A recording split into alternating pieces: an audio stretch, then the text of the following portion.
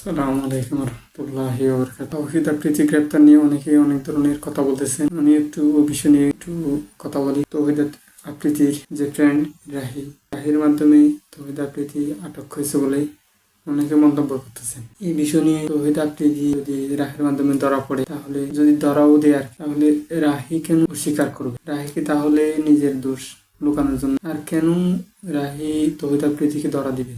এর পূর্বে তাদের মধ্যে যে ঘটনা হয়েছিল, ওই ঘটনা থেকে ঝামেলা বা সমস্যা হয়েছিল, ওটা উদ্ধার করার জন্য আফ্রিদির বিষয়টা হচ্ছে পুরোটাই ভিন্ন রকম। এরকম বলতে তৌহিদ আফ্রিদি চাইছিল পুরা সিনেমা জগৎ বা সেলিব্রিটি জগৎ সবাইকে কন্ট্রোল করে নিজের অধীনে রাখতে, কিন্তু তার ব্যর্থতা তাকে রাখতে দেয়নি বা হতে দেয়। তৌহিদ আফ্রিদি প্রেসিডেন্ট সরকারের সবকিছু বাস্তবায়ন মুখে কাজ করত এবং তার বাবা নাসিরুদ্দিনও তৌহিদ আফ্রিদিকে ধরার পরে অনেকে সুশীল হয়ে গেছেন বলতে তৌহিদ আফ্রিদির ওয়াইফ প্রেগনেন্ট, সেই জন্য অনেকে বলতেছেন তৌহিদ আফ্রিদিকে ছেড়ে দেওয়া উচিত। আমি বলতে যে কোনো কারণে ছেড়ে দেওয়া উচিত।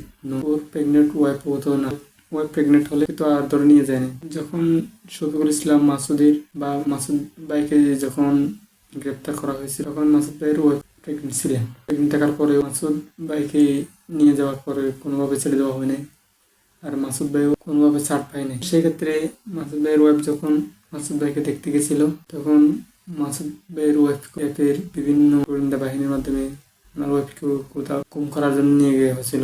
এর পেছনে যে কত দুর্ঘটনা ঘটে গেছিল, আমরা যারা মাসুদ ভাইয়ের স্ত্রী কিংবা জীবনীটা শুনেছি কিংবা দেখেছি তারাই জানি।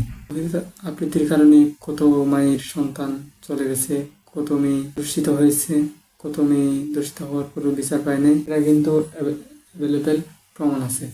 আমরা যদি জানতে চাই তৌহিদ আফ্রিদি দর্শক ফেসিস্ট এবং দর্শক এবং গণহত্যাকারী, তো তৌহিদ আফ্রিদি গণহত্যার বিচার হবে, এটাই স্বাভাবিক।